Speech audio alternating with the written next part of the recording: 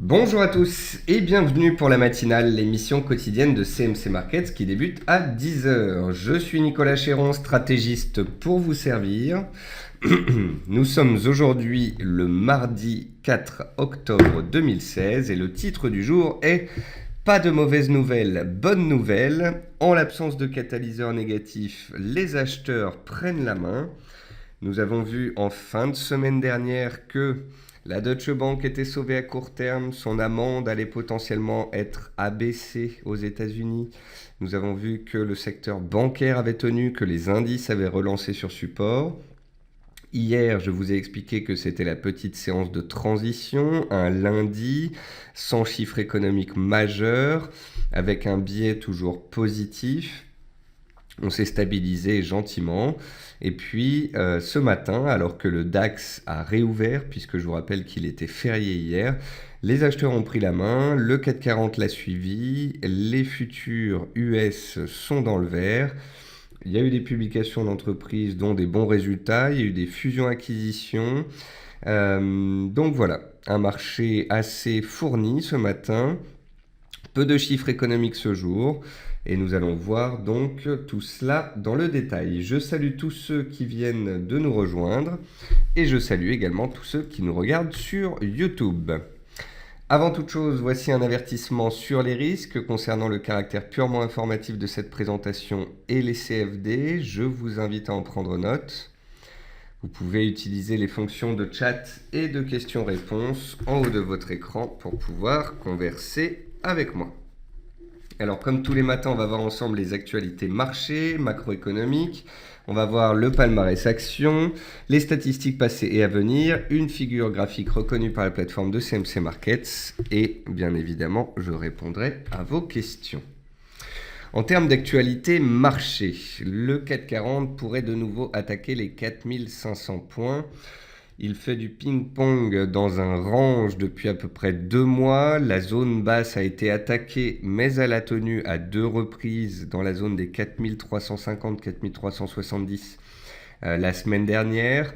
Voilà donc le CAC 40 qui caracole de nouveau, qui tape à la porte des 4500 points. Il pourrait aller tester le cluster 4500-4530.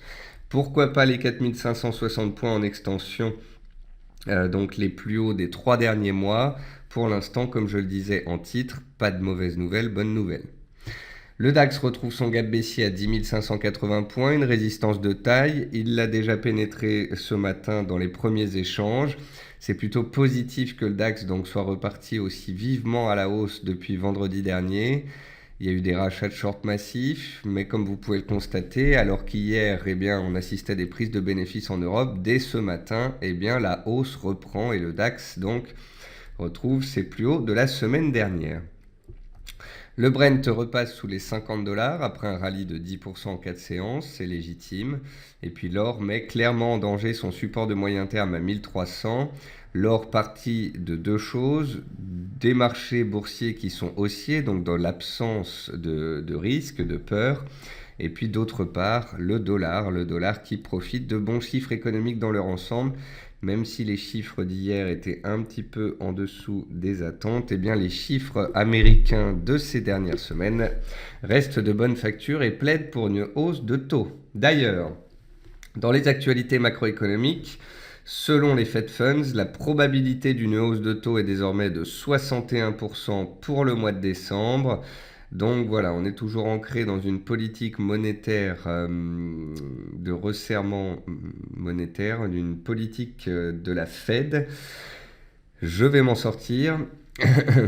Et donc, vu que la probabilité d'une hausse de taux est supérieure à 50% pour la fin de l'année, ça plaide pour une hausse du dollar à court terme et c'est ce qui explique donc qu'il soit recherché. C'est ce qui explique que que le pétrole se replie, que l'or soit sous pression. Ça explique aussi les faiblesses de la paire euro-dollar et ça accentue les pertes de la paire GBP-USD, la livre qui pâtit du Brexit et le dollar qui est très fort. Le montant des obligations IG, donc Investment Grade, ayant un rendement négatif, est désormais de 11,6 trillions, donc c'est des milliers de milliards, en septembre, en hausse de 6,1 par rapport à août. Donc comprenez par là que la politique monétaire européenne engendre de plus en plus d'obligations à rendement négatif, et cela pourrait déstabiliser à un moment le marché obligataire. La Grèce s'attend à une croissance de 2,7% en 2016, après une récession qui a duré de 2008 à 2014 et un petit 0,4% de croissance en 2016, me semble-t-il, ce sera ça. Donc on a eu une récession jusque pas 2014 mais 2015, puis ensuite 2016, une année blanche, et 2017, on pourrait enfin avoir un peu de croissance. La Grèce qui, rappelons-le, s'est fait sacrifier par le FMI et qui a énormément ponctionné les Grecs afin de rembourser sa dette. Et puis la livre est à 1,2760, elle est au plus bas depuis 30 ans, après l'annonce dimanche donc par Theresa May de l'activation de l'article 50 avant fin mars 2017. Hier, Theresa May a bien laissé entendre qu'elle n'était pas là pour faire plaisir aux banques, et le Brexit pourrait ainsi s'achever avant les élections européennes de 2019. Côté actualité et palmarès action, côté entreprise, Valorec hier gagnait 3,56%, ayant finalisé la fusion de 2 filiales brésiliennes dans le cadre de son plan de transformation. Bonduel a publié un résultat net de 53,7 millions en baisse de 22%, donc le titre Bonduel était sanctionné ce matin et perdait plus de 5%. Showroomprivé.com va acquérir Slady Privati pour 28 millions d'euros. Et puis LVMH acquiert le groupe allemand Rimowa qui espère faire 400 millions d'euros de chiffre d'affaires cette année. Côté meilleure et moins bonne performance du CAC 40, vous pouvez voir qu'on a 39 titres du CAC 40 sur 40 qui sont dans le vert. Attention néanmoins à l'euphorie, vous savez ce que j'en pense. Par contre, dans les hausses, on retrouve un peu de tout. On retrouve Vivendi, on retrouve du Peugeot, du Orange, de la Sogé et du Lafarge. Donc on a vraiment de tout. On a de l'automobile, on a de la bancaire, de la construction, on a de tout. Donc un marché qui monte avec 39 titres sur 40 dans le vert et avec des performances pas forcément trop fortes, à plus 3, plus 4, plus 5. Donc pas forcément d'euphorie pour le moment, c'est un mouvement haussier construit. Ensuite, côté statistique, on a eu donc à l'échelle mondiale les indices PMI manufacturiers qui sont ressortis au-dessus des attentes pour 19 des 26 pays qui ont publié, donc hier en majorité. Et puis, concernant l'indice d'activité manufacturière, donc le PMI en Angleterre publié hier, pour septembre, il est ressorti en hausse à 55,4 points, soit son niveau le plus élevé par rapport à la mi-2014. Donc, comprenez bien qu'en Angleterre, même si on nous dit que le Brexit va être activé et que ça ne va pas être facile pour eux, leur indice est sur ses plus hauts historiques, grâce notamment à leur monnaie qui a baissé et qui a entraîné une dévaluation. Leurs chiffres économiques sont bons, le chômage est au plus bas, les chiffres d'activité sont bons. J'aimerais bien qu'on m'explique où est le cataclysme que nous avaient prévu les officiels pour ce fameux Brexit. Et puis ce jour, en termes de chiffres économiques, on n'a pratiquement rien, si ce n'est l'indice des prix à la production en Europe à 11h. Sinon, ce serait une journée relativement calme. Demain matin, enfin dans la nuit, on aura les ventes au détail en Nouvelle-Zélande. Et puis on verra demain donc pour la reprise des chiffres économiques et puis notamment des stocks de pétrole. Mais gardez bien en tête que le chiffre économique le plus important cette semaine, ce sera bien sûr le NFP, les Non-Farm Payroll, les chiffres mensuels de l'emploi aux États-Unis. Et puis pour finir cette présentation, on a ici donc une figure graphique reconnue par la plateforme de CMC Market. C'est un triangle noté 4 sur 5 en données journalières. La sortie du triangle donnera le tempo pour la suite. Alors ici, il faut bien prendre en considération le fait que juste sous ce triangle, il y a la zone des 1300-1305 $. Attention à un éventuel trou d'air, un faux signal.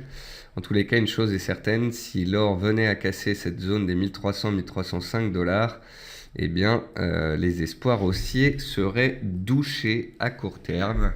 L'appétit pour le risque et la hausse du dollar ont raison depuis déjà 3 mois des acheteurs sur l'or. On va passer à la plateforme de CMC Markets et on commence par les indices. Donc sur le CAC 40, vous pouvez voir qu'on est passé du bas du range, ici la zone des 4340-4360, au haut du range, la zone des 4500-530.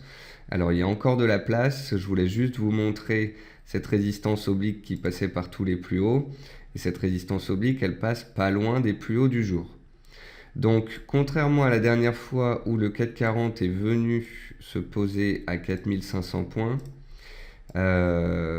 donc c'était ici le jeudi 29 septembre, je trouvais qu'on y était arrivé très haut très vite, qu'il n'y avait pas d'actualité fondamentale en soutien et qu'en plus Deutsche Bank était toujours un dossier à régler. Là, j'ai vraiment l'impression qu'on a balayé le bas, le haut du range. On a bien balayé en bas avec un test à 4310 et un autre à 4340. Le haut du range, c'est les 4570 et en dessous les 4530. Donc je vais relever intentionnellement mon cluster de résistance et le mettre un petit peu plus haut. Juste parce que j'ai l'impression qu'on peut aller vite. Et donc voilà, je considérerais plutôt le cluster de résistance ici, zone 4530-4560. Pour l'instant, on n'y est pas encore forcément. Pour l'instant, il n'y a aucun facteur négatif. On doit considérer le range dans lequel on était depuis 2 mois. On a eu une belle impulsion vendredi, une consolidation horizontale hier, un breakout haussier de la résistance des 4465 ce matin. Là, on arrive sur la zone des 4500, 4505. S'il y a un petit reflux, c'est normal, c'est parce que c'est une zone qui a été défendue par les vendeurs les dernières fois. Et en l'absence de mauvaises nouvelles, on pourrait donc, comme je vous l'explique, revenir tester la zone des 4530, 4560. Donc, je ne vois pas ici d'euphorie. Les indicateurs techniques ont eu le temps de souffler. Je ne serais donc pas étonné de voir les acheteurs pousser un petit peu plus haut. Et donc, c'est pas parce qu'on a touché 4500 points ce matin que, tout comme jeudi dernier, je serai aussi baissier. Je suis moins baissier que jeudi dernier, moins prudent. La hausse n'est pas euphorique, elle est progressive et le piège qu'on a fait vendredi à la baisse pour mieux repartir violemment à la hausse était juste magnifique. Ensuite, concernant le DAX, on est à 10 580 points sur sa zone de gap. Donc même chose ici, c'est aussi à moyen terme, c'est aussi à très court terme. On a eu un beau piège vendredi. On redémarre à la hausse dans le sens de la tendance de fond et en l'absence de catalyseur négatif. On a une petite zone ici, 10 580, 10 600, qui peut empêcher les cours d'avancer à très court terme, sachant qu'on est déjà bien monté ce matin, on a pris 100 points. Donc s'il y a un catalyseur négatif, une mauvaise nouvelle, on pourrait buter sous ce seuil, complètement d'accord. Mais en l'absence de mauvaises nouvelles, il ne serait guère étonnant qu'on passe en force cette zone et qu'on aille chercher les 10 700 voire les 10 800 points. Donc les plus hauts du mois d'août et du mois de septembre. Donc on a un pivot ici, c'est une zone de gap. Si ça devait passer, ne vous posez pas la question de savoir pourquoi ça accélère. C'est parce que c'est un niveau clé. Bien évidemment, pour que le CAC et le DAX puissent s'apprécier, il va falloir aussi que le S&P suive la danse.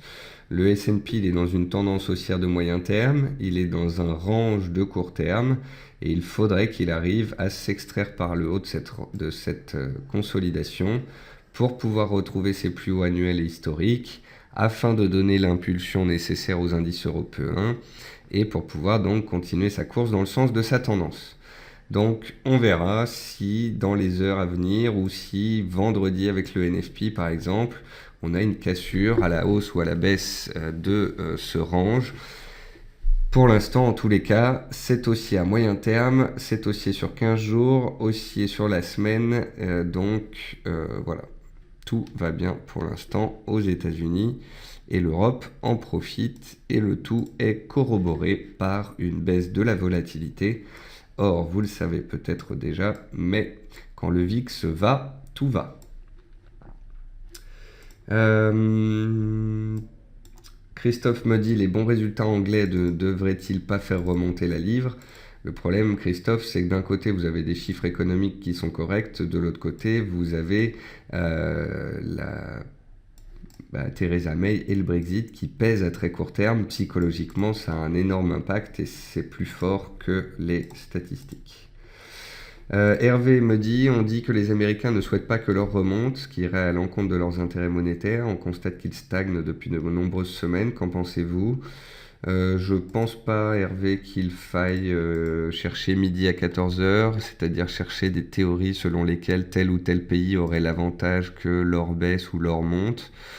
Je pense surtout que depuis plusieurs semaines, il n'y a pas d'aversion au risque sur les marchés. Il n'y a que des petites alertes qui rapidement sont balayées. Et il y a un dollar haussier. Donc avec un dollar haussier, l'or peut difficilement monter. Pascal, vous me demandez de regarder des actions. On va faire ça tout de suite. Alors ce matin, donc Bonduelle a publié. Le titre a ouvert à moins 10 et puis il n'est plus qu'à moins 6%. Donc les opérateurs se sont placés à l'achat depuis l'ouverture. Spire Communication, c'est un des titres les plus baissiers de 2015 et de 2016. Tant qu'il n'y a aucune opération, aucune news, eh bien, ça continue de chuter. Selectis avait cassé son support la semaine dernière et donc ça perdure depuis. Les biotech ont un peu moins la cote en ce moment. TF1 a cassé ses plus bas annuels hier et la baisse continue. Le titre est sous pression. N'oubliez pas que c'est une belle tendance baissière. Même chose pour Air France que j'ai croisé tout à l'heure, c'est le même graphique, tendance baissière de moyen terme. Tant que les plus hauts sont de plus en plus bas et les plus bas de plus en plus bas, la tendance est baissière, les risques sont baissiers. Ubisoft, ça consolide après une forte hausse depuis le début de l'année, rappelons-le. Technicolor, c'est un titre qui respecte vachement l'analyse technique. À chaque fois, on a... Alors il y a des news, certes, qui entraînent des gaps, mais sinon, vous voyez, les supports sont bien respectés, les résistances sont bien respectées, et là, à court terme, les vendeurs ont la main. Dans les hausses, on retrouve Lizzy en hausse de 4%, cassure de résistance horizontale ici à 25 € et une sortie par gap.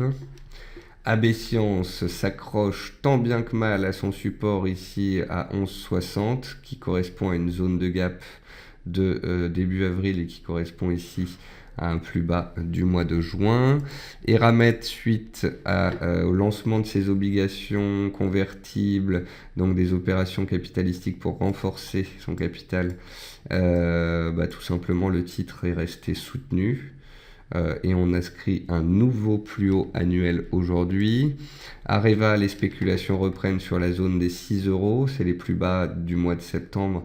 On a clôturé hier juste dessous, mais on a gapé à la hausse ce matin. Donc ici, on a peut-être un support qui est en train de se créer.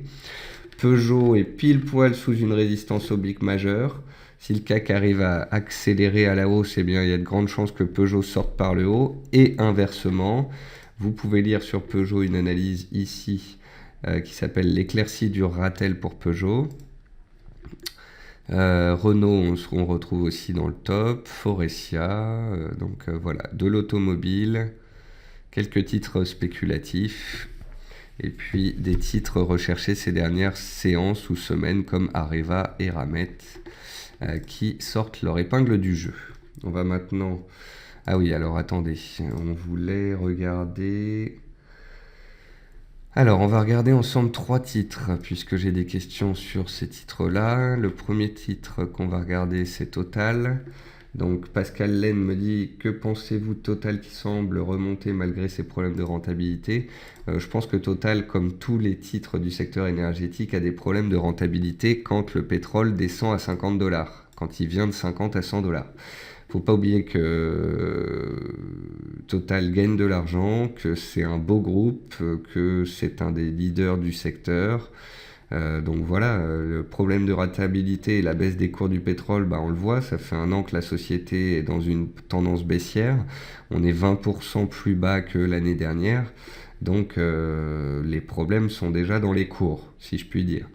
Après là, à très court terme, c'est vraiment le combat entre tenir les 40 euros et à la hausse, tenter de casser cette zone oblique de résistance. Vous voyez comme elle est propre, elle passe par tous les plus hauts depuis 1 an et demi. Et là, c'est un peu brouillon ces dernières semaines. Ça fait 2 mois à peu près qu'on tente de passer en force, mais ça ne passe pas.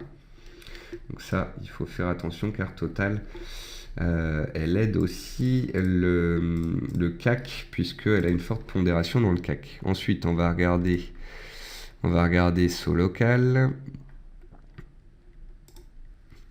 Donc SoLocal qui a bien profité de sa restructuration et qui arrive sous résistance. Ici, donc on a une zone de gap qui avait été ouverte en mai. Voilà, donc ici en mai, on a eu un gap baissier, les cours ont chuté, la société s'est restructurée, on a eu un double bottom sur les 2 euros et on vient de faire 2 à 4 euros. Alors je dis pas que ça va pas aller plus haut, je dis juste qu'il faut se rendre compte qu'on vient de passer de 2 à 4. C'est rare qu'un titre français double, c'est un peu plus fréquent aux États-Unis. Et là, on est pile poil sous une zone clé de résistance entre 4,10 et 4,35. Si on arrive à dépasser cette zone clé, le prochain objectif, c'est le gap suivant, ici vers 5,80. Par contre, tant qu'on est dessous, là, on vient d'atteindre à court terme une résistance. Et puis, autre titre que me demandait Pascal, Sequana. Écoutez, Sequana, c'est comme SoLocal, mais avant la hausse de 2 à 4. C'est-à-dire que c'est un titre baissier en tendance baissière. On a eu un gap violent à la baisse en juillet. On a eu un bottom. Ici, on a une tentative de deuxième bottom. Alors, si on a un double bottom qui se crée entre les plus bas, ce sera de bon augure et ça nous permettra d'envisager un retournement haussier de court terme. Mais pour le moment, c'est un peu trop tôt pour le dire. On est simplement sur les plus bas et pour l'instant, il n'y a pas encore de réaction. Alors, Phil me dit, contrairement à de nombreuses sociétés minières, Randgold n'a jamais déprécié la valeur de ses actifs. Aujourd'hui, elle continue de valoriser ses réserves à 1000 $ l'once. Le pic de production de l'or pourra être atteint dans les 3 ans alors que les sociétés minières ne parviennent pas à remplacer leurs réserves d'or, d'après Mark Brick, CEO de Randgold. En fait, Randgold, ça fait partie des leaders mondiaux, des plus belles sociétés d'extraction d'or. Effectivement, ils sont restés solides. Effectivement, ils valorisent donc leur or, leur société en fonction de l'or à 1000 $ l'once et non pas les 1300 au cours actuel.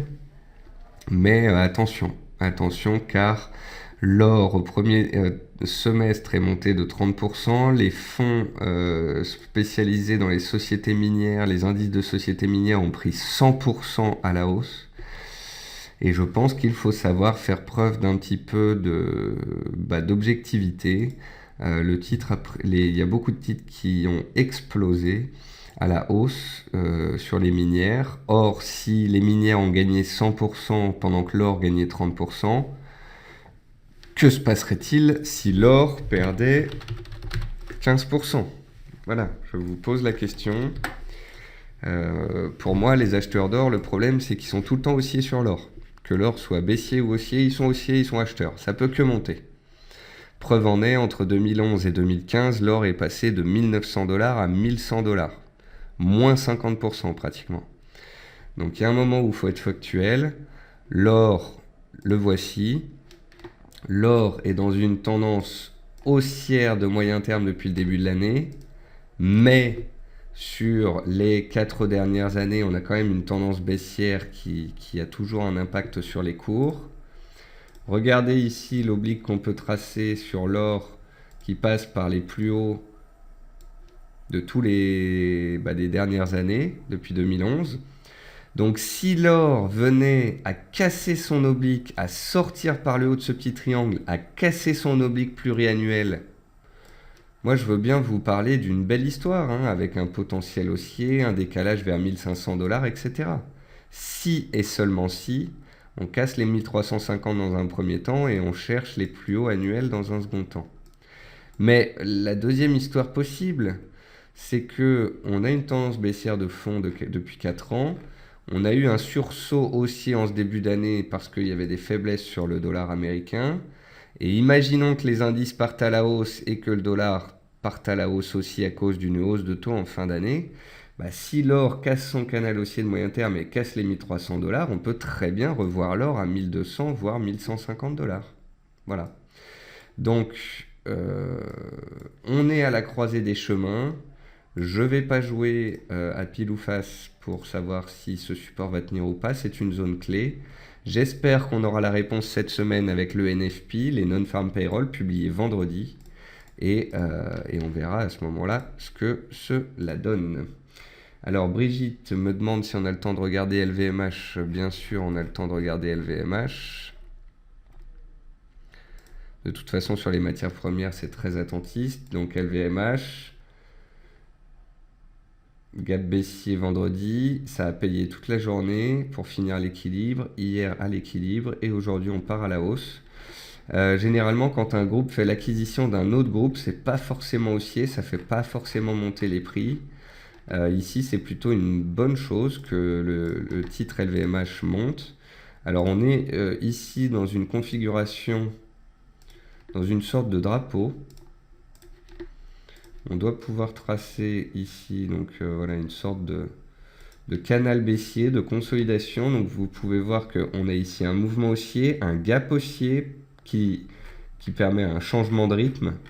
On avait donc une tendance baissière, un test, deux tests, trois tests des supports. On est redémarré ici avec un gap, on a consolidé, on est venu refermer en partie le gap. On n'est pas allé jusqu'à le refermer, ça c'était plutôt bon signe. On peut tracer aussi une oblique qui passe par les plus bas dans ce sens-là. Donc voilà, LVMH c'est aussi à court terme sur les 2-3 derniers mois dans une consolidation avec une oblique baissière qui lui bloque la tête. Donc c'est un peu comme Peugeot qu'on a vu tout à l'heure. Si le CAC continue de grimper, eh bien ça c'est le genre de titre qui pourrait sortir par le haut de cette zone de consolidation. Par contre, si le CAC reflue sous 4500, 4530, eh bien ce ne sera pas forcément chose évidente. Alors ensuite, les matières premières. Les matières premières ici sur le sucre, on a un double échec à 23 €, donc des signes de velléité vendeuse, mais pas encore de support cassé. Donc on attendra de voir si un support casse pour parler de scénario baissier. Pour l'instant, c'est neutre. Le pétrole brut léger, donc le WTI, il est bloqué dans un range entre 42 et 48,70. Donc il y a des acheteurs en bas, il y a les vendeurs en haut. Pour l'instant, ça ne passe pas. Demain, on aura les stocks de pétrole et on verra si les stocks de pétrole couplés à l'annonce du gel de la production des pays producteurs sur les plus hauts, eh bien ça permet de casser cette résistance et d'aller voir les plus hauts annuels. Ensuite, le jus d'orange dont on a parlé hier, il a validé la cassure de son support oblique. Donc le jus d'orange qui avait pris 80% à la hausse en 5 mois, eh bien à court terme, les vendeurs ont repris la main. Ensuite, quoi d'autre? Le café Robusta, regardez en données mensuelles où est-ce qu'il est. Ça c'est le café Robusta sur 4 ans. Il vient de monter de 50% l'espace de 6 mois et là il bloque sous une résistance. En données hebdomadaires, ça donne ça. On est dans un canal haussier et on bloque sous la borne haute. Et en données journalières, ça donne ça. On a bloqué donc une fois, deux fois, trois fois, quatre fois contre le haut du canal haussier. On a fait un double top en fin de semaine passée. Et à court terme, les vendeurs semblent avoir repris la main sous une résistance mensuelle. Le blé, pas de cassure, pas de signal. Ça reste baissier pour l'instant. Pareil pour l'avoine et le maïs. L'argent, on est en train de sortir du triangle dans lequel les cours étaient enfermés depuis 2 mois à la baisse. Et je vous disais hier dans la matinale que si on sort à la baisse, on pourrait revenir chercher ici les 17,80 et une zone de support de moyen terme. Hier ou avant-hier, sur un graphique que j'ai posté sur l'argent, je disais voilà, les vendeurs ont la main, on pourrait sortir par le bas du canal, du triangle. Et cette personne me disait oui, mais c'est pas grave, ça monterait plus tard. Je lui ai gentiment répondu qu'en bourse, avoir raison trop tôt, c'est avoir tort. Ceux qui ont acheté de l'argent ces dernières années savent de quoi je parle. On est passé de 10 à 50, puis de 50 à 10, enfin à 15, 14. Donc voilà, on a eu un beau mouvement de rattrapage sur l'argent depuis le début de l'année. À court terme, les acheteurs n'ont pas la main. Peut-être qu'on va aller chercher les supports suivants avant de réagir, mais pour l'instant, les baissiers gardent la main. Alors après, est-ce que l'argent se fait une frayeur alors que l'or tient son support? C'est vrai que j'aime bien garder un œil sur l'or et l'or comme celui qui mène la danse. Donc sachant que l'or n'a pas cassé son support, je vais rester pragmatique et prudent sur l'argent. Sur l'avoine, sur le maïs, c'est passé. Ça, c'est bien, ça, c'est beau. Ça, c'est beau parce que je me souviens que dès le début de la semaine, hier matin, un des premiers graphiques que j'ai publié sur Twitter, c'était le maïs en disant que le chandelier de vendredi était superbe. Et je suis passé sur TV Finance hier et j'ai aussi parlé du maïs. Et si vous avez écouté mes émissions ces dernières séances, vous savez que ce que j'ai dit, c'est le maïs est dans une tendance baissière, mais depuis un mois, il donne des signes de résilience. Il était coincé dans un range entre 315 et 330. Il a cassé les 330. En reportant la hauteur du range, on trouve un objectif théorique à 345. Donc à court terme, tant qu'on est au-dessus des 328-330, les acheteurs ont la main et ça peut grimper plus haut. Et c'est la même chose pour l'avoine. Donc en fait, c'est seul le blé a du mal et est resté sous résistance. L'avoine est sortie de son triangle et a fini par accélérer. Et le maïs a cassé sa résistance hier et reste bien orienté ce jour. On a enfin eu un signal haussier sur les graminées.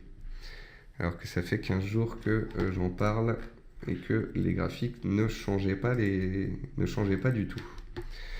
Et puis pour finir de répondre à Jean-Michel sur le platinium, où on en est, eh bien voilà où on en est. Est-ce qu'on est avec l'oblique cassé comme sur l'argent, ou est-ce qu'au contraire faut retracer un petit peu mieux mon oblique en prenant les extrêmes? Je pense que je vais choisir l'option extrême, c'est-à-dire maintenir le fait qu'on est sur un support et attendre de voir si on enfonce ce support ou si au contraire on se retourne à la hausse. On a ici une oblique qui passe par tous les plus hauts qui bloque les cours et on a ici une oblique qui passe par tous les plus bas. Je ne sais absolument pas dans quel sens on va sortir. Si le NFP doit faire monter le dollar américain vendredi, eh bien théoriquement les métaux précieux, l'or, l'argent, le platine, le palladium seront sous pression. Mais sait-on jamais si c'est l'inverse. Et puis pour finir, donc on va passer aux devises. Avant, je regarde quelque chose. Oui, il y a